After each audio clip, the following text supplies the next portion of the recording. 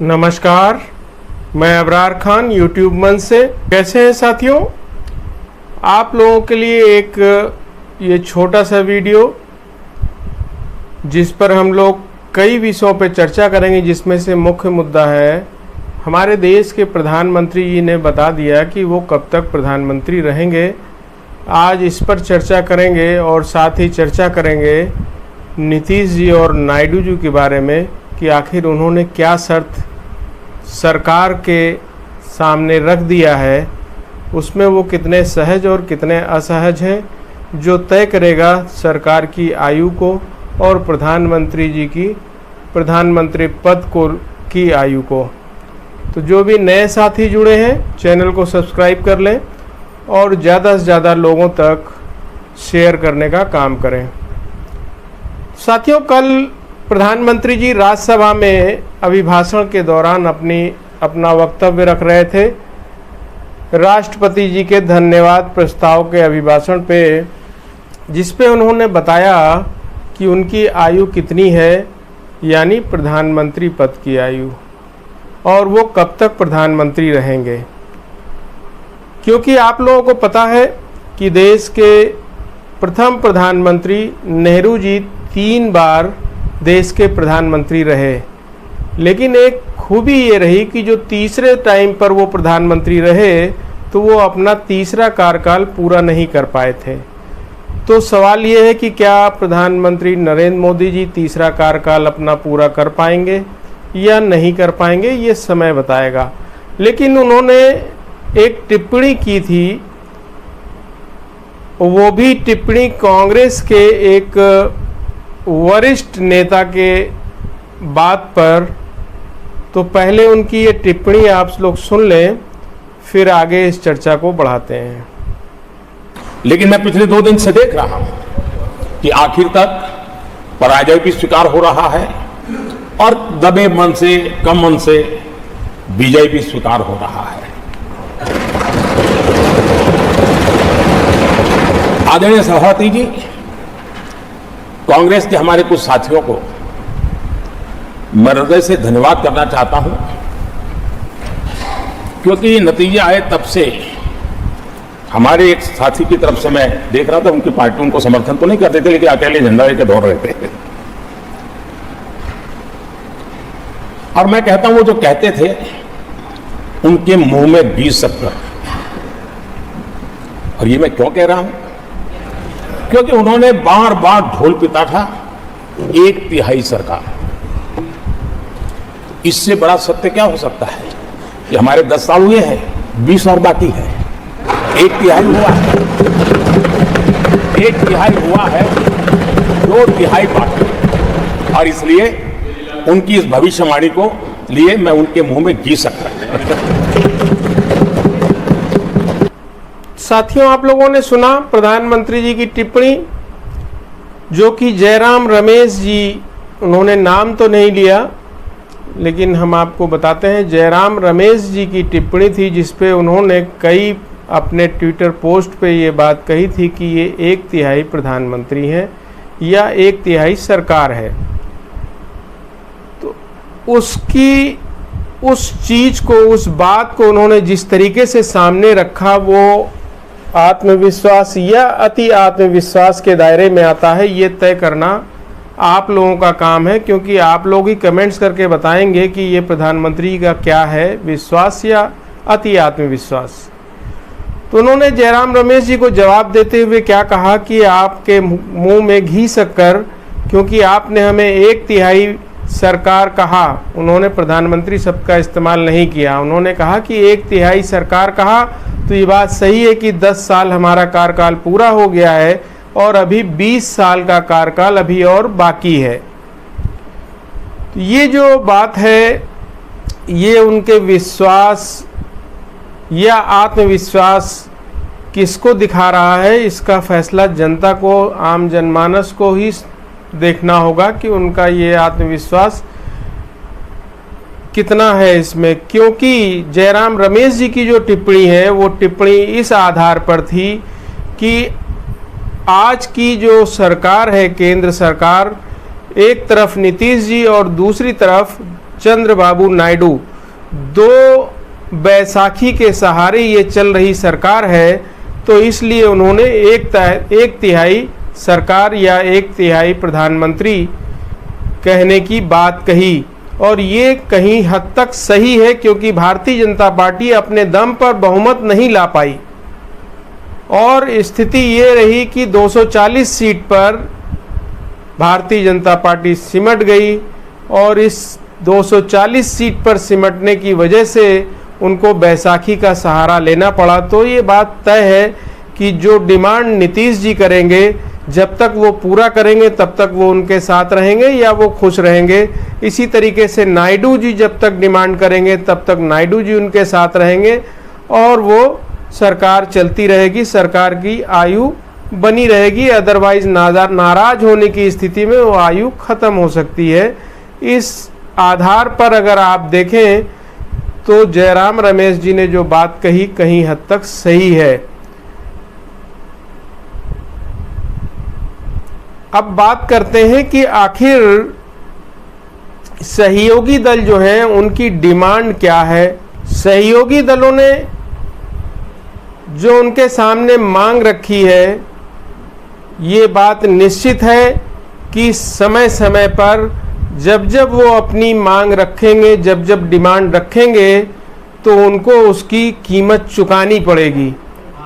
कीमत न चुकाने की स्थिति में उनको सरकार गिरने का भी डर हो सकता है। तो आप लोगों को पता होगा, और नहीं पता है तो मैं बताता हूं आपको कि चंद्रबाबू नायडू दिल्ली पहुंच चुके हैं और उनकी प्रधानमंत्री जी के साथ में आज शाम की मीटिंग तय है और साथ ही कैबिनेट मिनिस्टर के साथ में भी उनकी मीटिंग तय हो चुकी है।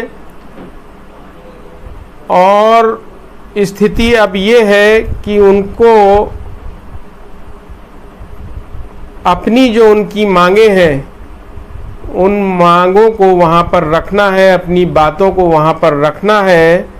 वो बातें उनकी कितनी मानी जाएंगी, कितनी ठुकराई जाएंगी, इसी आधार पर सरकार की आयु भी तय होगी। वहीं दूसरी तरफ नीतीश कुमार जी को विशेष राज्य का दर्जा चाहिए और प्रधानमंत्री जी ने पहले भी वादा किया था कि बिहार को विशेष राज्य का दर्जा दिया जाएगा, जो कि वादा उन्होंने पूरा नहीं किया। अब स्थिति और गंभीर होती चली गई। अब प्रधानमंत्री जी से नीतीश कुमार ने आर्थिक पैकेज मांगा है और साथ ही आरक्षण पर उन्होंने डिमांड रखी है कि आरक्षण को 9वीं अनुसूची में डाल दिया जाए। 29 तारीख को दिल्ली में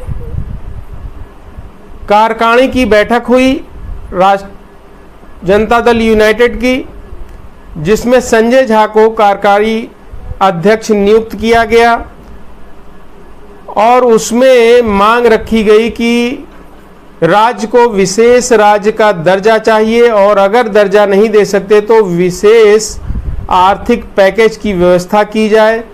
साथ ही आरक्षण को 9वीं शेड्यूल में डाल दिया जाए ताकि कोई छेड़छाड़ ना हो सके। आप लोगों को बता दें कि 9वीं सूची जो होती है उसको जब 9वीं सूची में किसी कानून को अगर डाल दिया जाता है तो उसको जुडिशरी रिव्यू में नहीं लिया जाता है, क्योंकि ये जो 9 जजों की बेंच थी केशवानंद भारती में, 9 जजों की बेंच थी, उसका ये फैसला था और उस फैसले के तहत जो भी 9वीं अनुसूची में या 9th शेड्यूल में जो भी कानून पड़ जाता है तो वो रिव्यू नहीं होता है।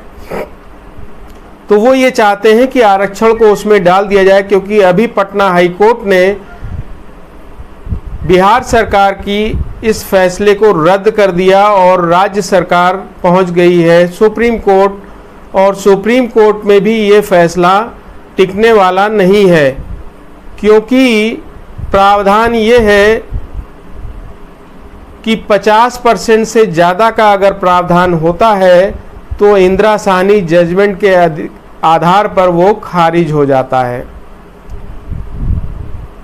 वहीं पर बात करते हैं तो ऐसी स्थिति में राज्य सरकार यानी नीतीश जी सुप्रीम कोर्ट से अगर ये फैसला भी खारिज हो जाता है तो ऐसी स्थिति में देश की सरकार यानी भारतीय जनता पार्टी की सरकार यानी एनडीए की सरकार क्या आरक्षण दे पाएगी, क्या आरक्षण को 9वीं शेड्यूल में डाल पाएगा, या क्या बिहार को विशेष राज्य का दर्जा या विशेष आर्थिक पैकेज दे पाएंगे। क्योंकि तैयारी ये भी चल रही है, सूत्रों के अनुसार ये जानकारी मिल रही है कि बिहार में पहले ही चुनाव किया जा सकता है, कराया जा सकता है, और अगर चुनाव पहले हो जाता है तो ऐसी स्थिति में जनता दल यूनाइटेड जनता को जवाब क्या देगी आरक्षण को लेकर के, विशेष राज्य के दर्जा को लेकर के, और खास करके अगर विशेष राज्य का दर्जा नहीं मिलता है तो विशेष आर्थिक पैकेज को लेकर के। तो ये देखना होगा, आने वाला समय बताएगा। लेकिन वहीं पर चंद्रबाबू नायडू जी और नीतीश जी की जो डिमांड है एक से बढ़कर एक हो चुकी है। आर्थिक पैकेज से नायडू जी का काम तो चल सकता है, लेकिन नीतीश जी का काम बिल्कुल भी नहीं चलने वाला है। आपको हमने बताया कि बिहार में पहले चुनाव कराया जा सकता है, और उस चुनाव की स्थिति में जनता दल यूनाइटेड के लिए आरक्षण का जो मसला है बहुत महत्वपूर्ण हो जाएगा, क्योंकि जनता के बीच में वह जवाब देंगे कि कैसे वो जवाब देंगे कि केंद्र सरकार के तो वो सहयोगी हैं और केंद्र सरकार ने उनका जो डिमांड थी वो पूरी नहीं की। आप लोगों को पता होगा सम्राट चौधरी जो वहाँ के उप मुख्यमंत्री है वो अपनी डिमांड लेकर के भी वहाँ गए थे और निर्मला सीतारमण जी से मिले भी थे, उन्होंने अपनी बात वहाँ पर रखी थी। और अगर ऐसी स्थिति में अगर चुनाव होते हैं तो आरक्षण मुख्य मुद्दा है बिहार के लिए, और विशेष राज्य का दर्जा मुख्य मुद्दा है बिहार के लिए। तो जेडीयू जवाब क्या देगी जनता के बीच में, ये बहुत बड़ी दिक्कत का मामला होगा। ऐसी स्थिति में भारतीय जनता पार्टी इसलिए चाहती है चुनाव कराना क्योंकि उसके मुद्दे में, उसके मैनिफेस्टो में आरक्षण कोई मुद्दा नहीं है, और उनके बड़े बड़े नेता आरक्षण के खिलाफ बयान दे चुके हैं।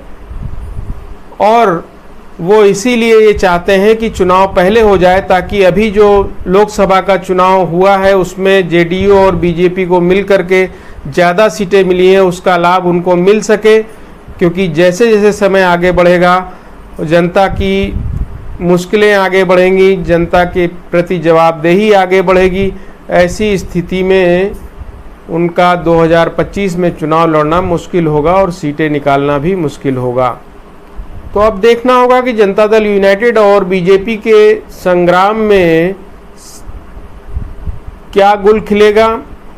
देश की सरकार और प्रधानमंत्री जी का प्रधानमंत्री पद की आयु कितनी होगी, ये आने वाला समय हम लोगों को बताएगा। वहीं दूसरी तरफ चंद्रबाबू नायडू जी को आर्थिक पैकेज चाहिए। उनके 16 सांसद हैं जिसमें 3 को कैबिनेट मिनिस्टर बनाया गया है। जिन 3 को कैबिनेट मिनिस्टर बनाया गया है उसमें भी उनको ज़्यादा से ज़्यादा पैकेज चाहिए, और साथ ही अमरावती को राजधानी बनाने के लिए लाखों करोड़ का पैकेज उनको अलग से चाहिए। अगर ये पैकेज उनको नहीं मिलता है तो ऐसी स्थिति में वो अपने जो समर्थन दिया है उस पर वो विचार कर सकते हैं। स्थिति क्या होगी ये देखना होगा आगे चल करके। नायडू जी और नीतीश जी दोनों की डिमांड को कहाँ तक सरकार पूरी कर पाएगी, क्योंकि एक तरीके से देखा जाए तो ये एटीएम मशीन नायडू जी और नीतीश जी के लिए केंद्र सरकार होगी कि वो अपने राज्य के लिए जब जब उन्हें पैसे की ज़रूरत होगी, डिमांड होगी, वो जाके कैश कराएंगे सरकार के इस पर कि सरकार बनी रहे ऐसी स्थिति में देखना होगा, समय ही बताएगा कि आखिर नायडू जी और नीतीश कुमार कब तक सरकार के सहयोगी रहते हैं या दोनों लोगों को खुश करने में केंद्र सरकार कामयाब होती है। बहुत बहुत धन्यवाद। जो भी नए साथी चैनल से जुड़े हैं, चैनल को सब्सक्राइब कर लें और ज़्यादा से ज़्यादा लोगों तक शेयर करें।